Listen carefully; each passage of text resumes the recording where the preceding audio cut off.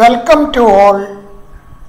Business studies +2 ക്ലാസ്സിലെ organising എന്ന അധ്യായമാണ് നമ്മൾ പഠിച്ചുകൊണ്ടിരിക്കുന്നത്.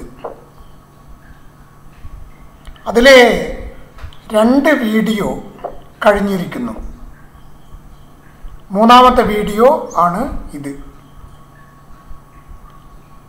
5-ാമത്തെ അധ്യായമാണ് ഓർഗനൈസിംഗ്. 2-ാമത്തെ വീഡിയോ അതിലൂടെ നിങ്ങൾ പഠിച്ചു കഴിഞ്ഞ കാര്യത്തിൻ്റെ ഒരു ചോദ്യം ഇവിടെ നൽകുന്നു. എന്താണ് ചോദ്യം? In this structure activities are grouped on the basis of function. ഈ ഘടനയിൽ ഫങ്ഷൻ്റെ അടിസ്ഥാനത്തിലാണ് പ്രവർത്തനത്തെ ഗ്രൂപ്പ് ചെയ്യുന്നത്. Identify the organisation structure. ആ സംഘടനാ ഘടന ഏതാണെന്ന് തിരിച്ചറിയുക. പെട്ടെന്ന് നിങ്ങൾ കമൻറ്റ് ബോക്സിൽ ഇതിൻ്റെ ഉത്തരം എഴുതിക്കോളൂ. ക്വസ്റ്റ്യൻ മനസ്സിലായില്ലേ? In this structure activities are grouped on the basis of function. Identify the organization structure.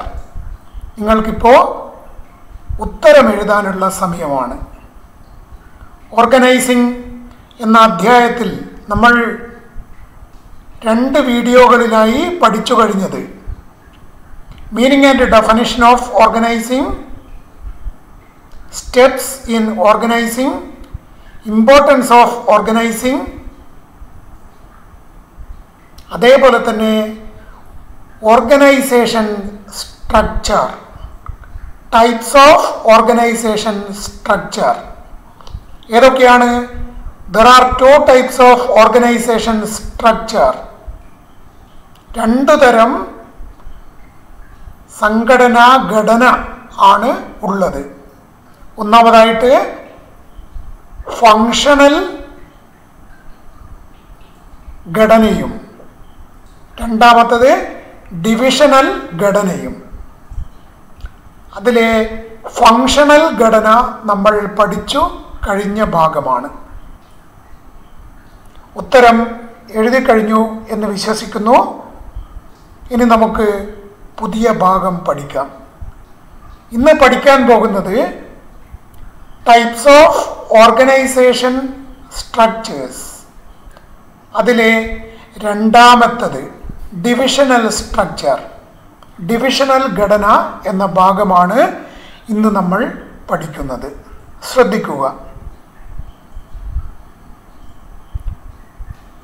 Dividing the whole organisation according to the major products to be manufactured is known as divisional organisation structure.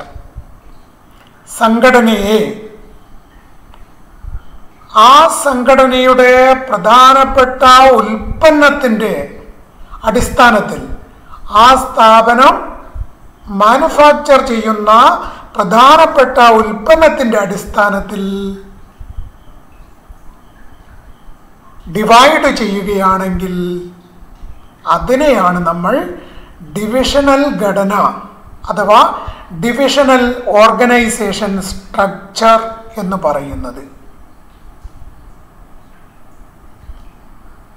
അപ്പോഴേ divisional organisation ഘടന എന്ന് പറഞ്ഞാൽ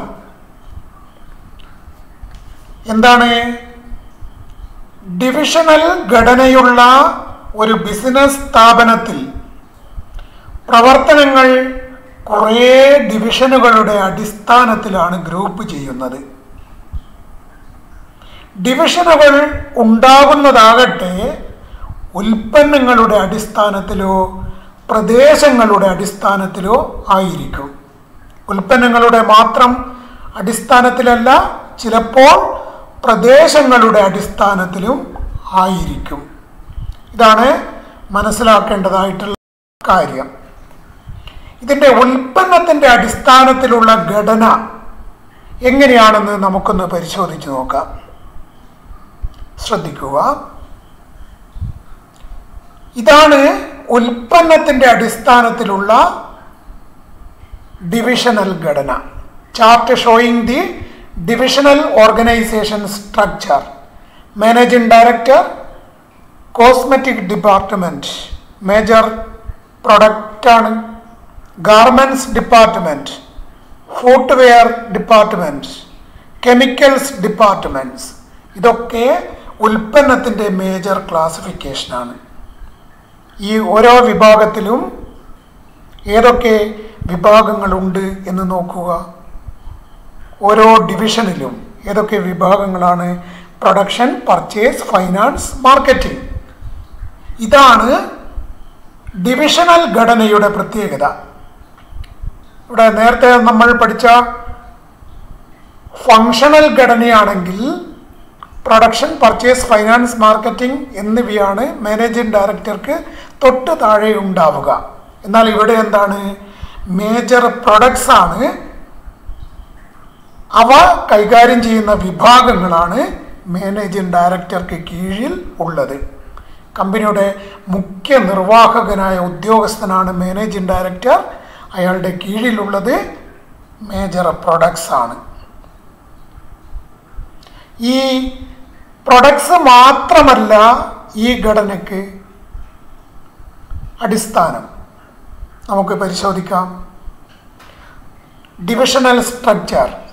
This structure is followed by large-scale service organizations also, whose activities are geographically spread. പ്രാദേശികമായിട്ടിങ്ങനെ പല സ്ഥലങ്ങളിലും ചിതറിക്കിടക്കുന്ന service organisation, വൻകിടമായിട്ടുള്ള സേവന സ്ഥാപനങ്ങൾക്കും ഈ ഘടന അനുയോജ്യമാണ്.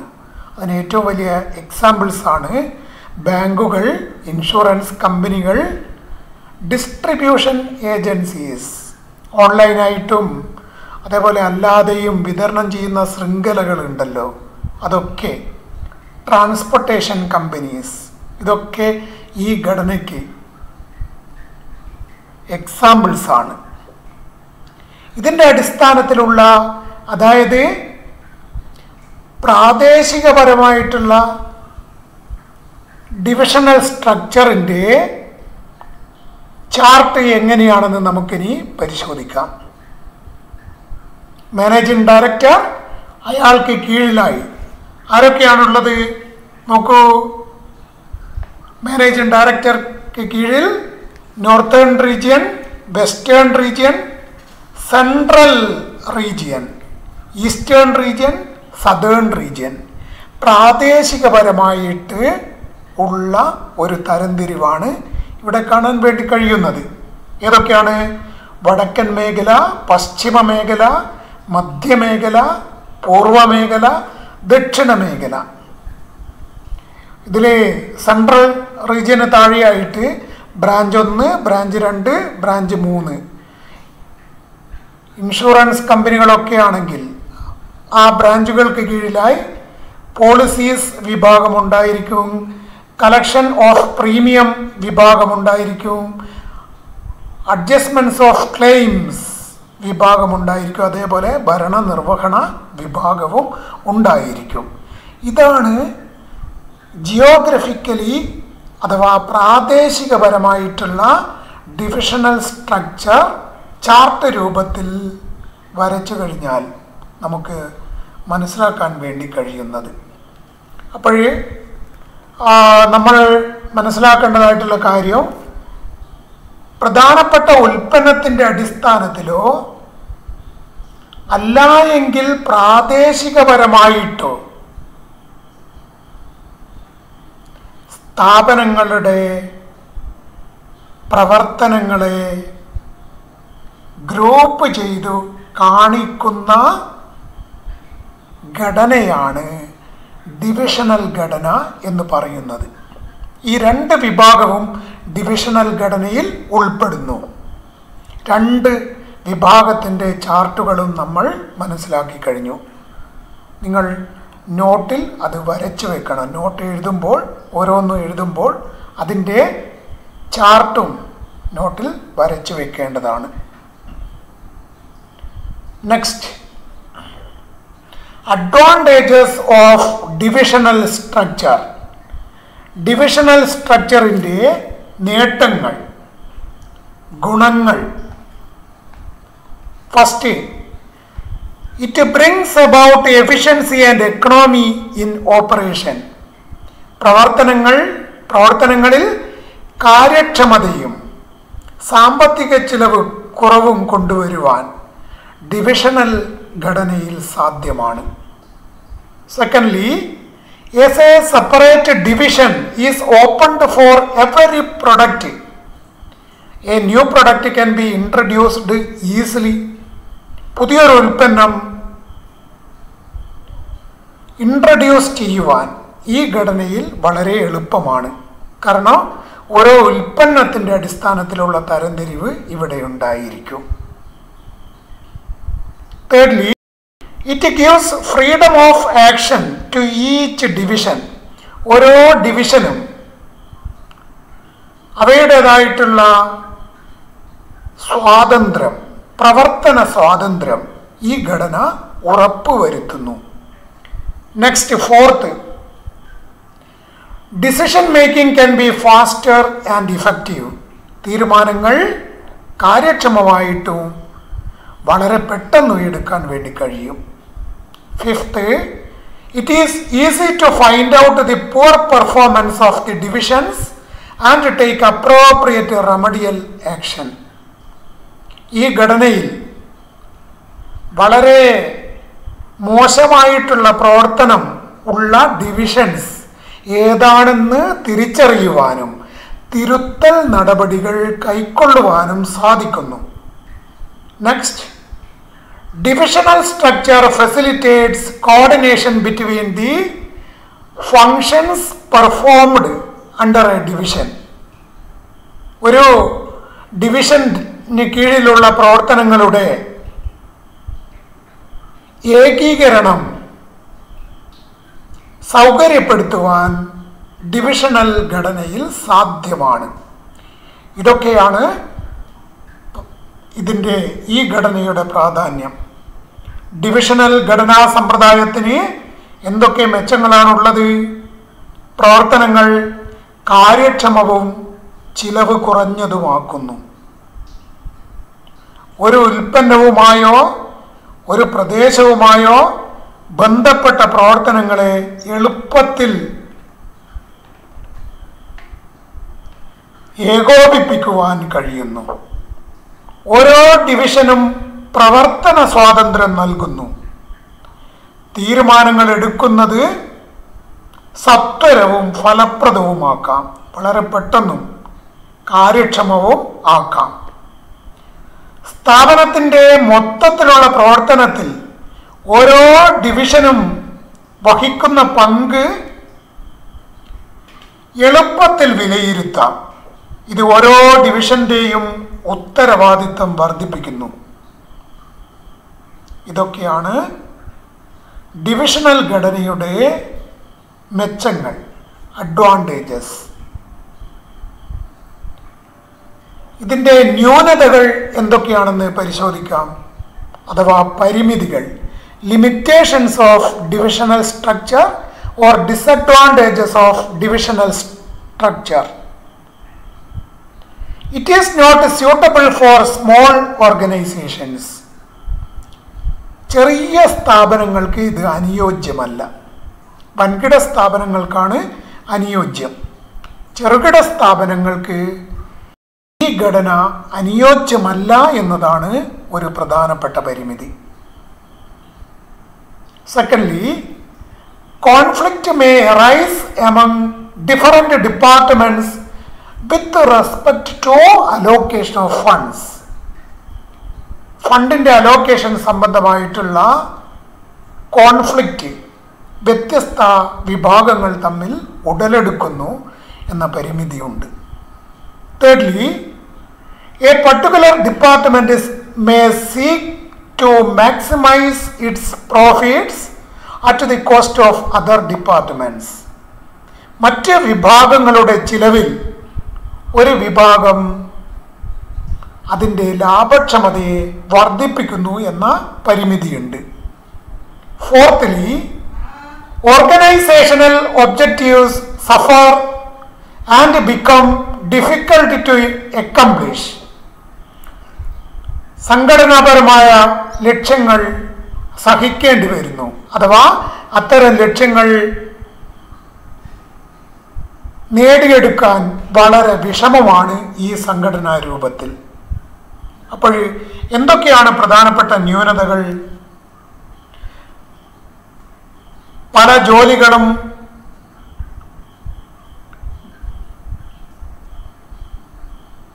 പല ഉപകരണങ്ങളും വിവിധ ഡിവിഷനുകളുമായി ഇരട്ടിപ്പ് വരും, ഡ്യൂപ്ലിക്കേഷൻ വരും. ജോലികളിൽ ഇരട്ടിപ്പ് വരുന്നു എന്നതാണ് ഒരു പ്രധാനപ്പെട്ട പരിമിതി.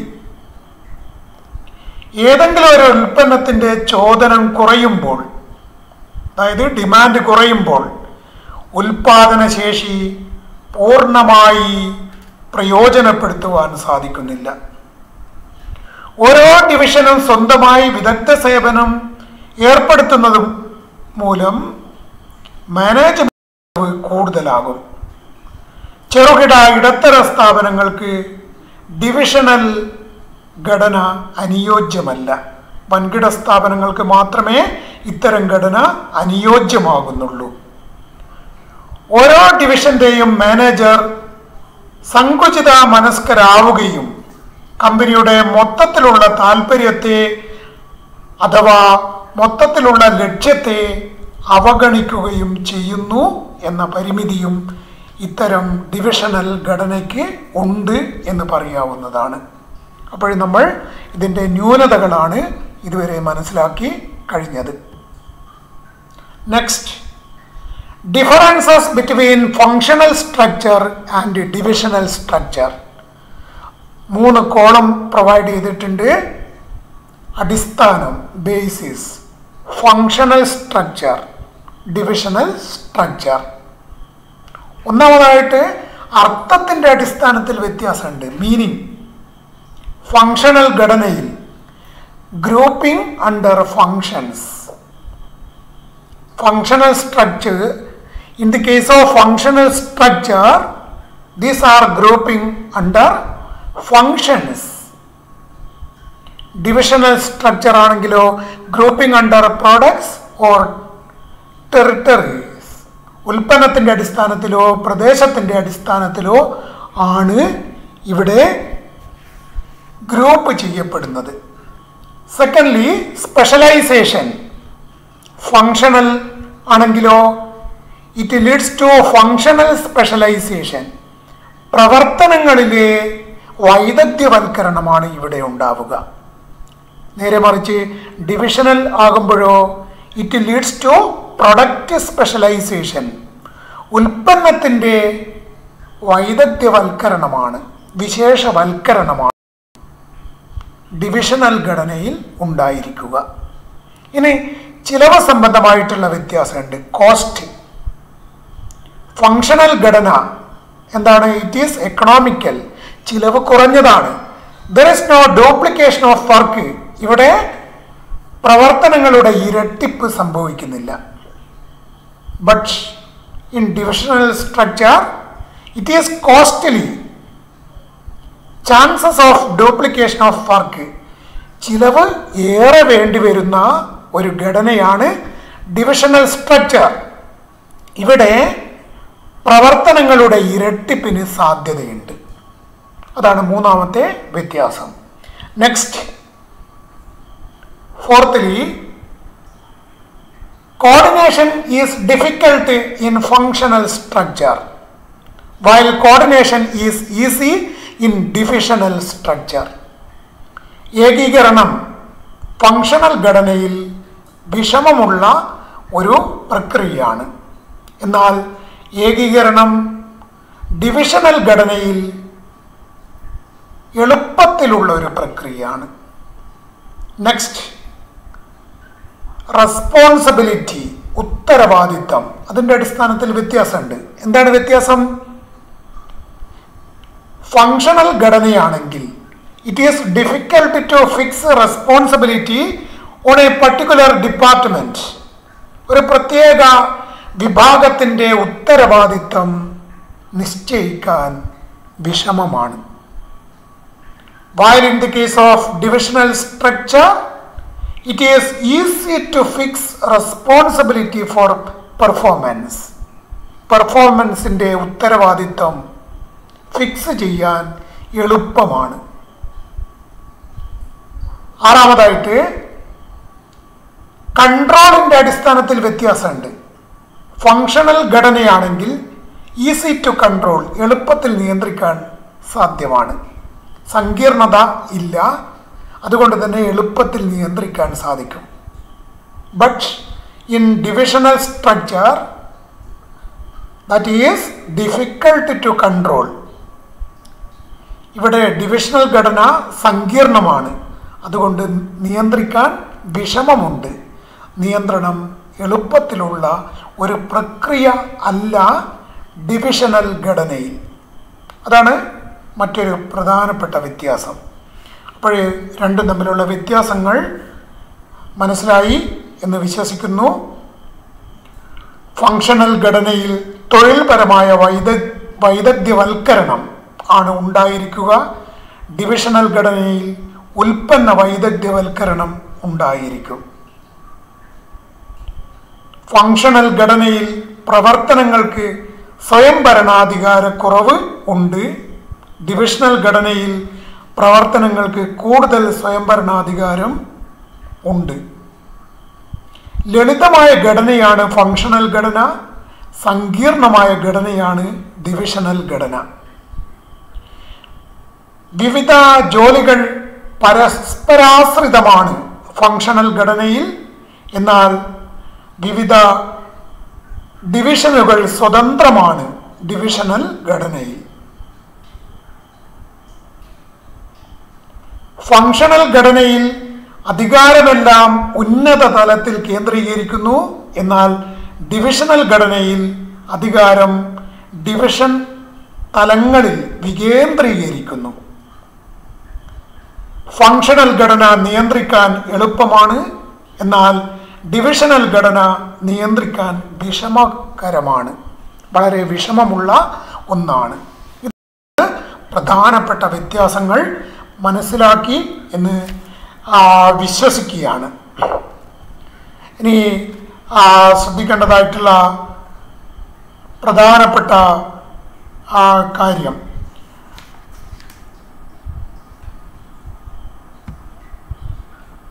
ഒരു ക്വസ്റ്റ്യനാണ്. 2020 ബിസിനസ് സ്റ്റഡീസിൽ സേ എക്സാമിന് ചോദിച്ച ഒരു ക്വസ്റ്റ്യനാണ്, 12ാമത്തെ ക്വസ്റ്റ്യനാണ് ഈ തന്നിരിക്കുന്നത്. എന്താണ് question? Identify the type of organisation structure depicted in the following diagram and write the suitability of this organisation structure. താഴെ തന്നിരിക്കുന്ന ചിത്രീകരണത്തിലെ ഓർഗനൈസേഷൻ ഘടന ഏതാണെന്ന് എഴുതണം. ഏതാണ്? മാനേജിംഗ് ഡയറക്ടർ, അയാൾക്ക് കീഴിൽ ഫങ്ഷൻസ് ആണുള്ളത് അല്ലേ? Human resource, marketing, finance, purchasing, ഇതൊക്കെ ഫങ്ഷൻസ് ആണ്. അപ്പോഴേ സംഘടനാ ഘടന ഏതാണ്? ഫങ്ഷണൽ സ്ട്രക്ചറാണ് ഉത്തരം.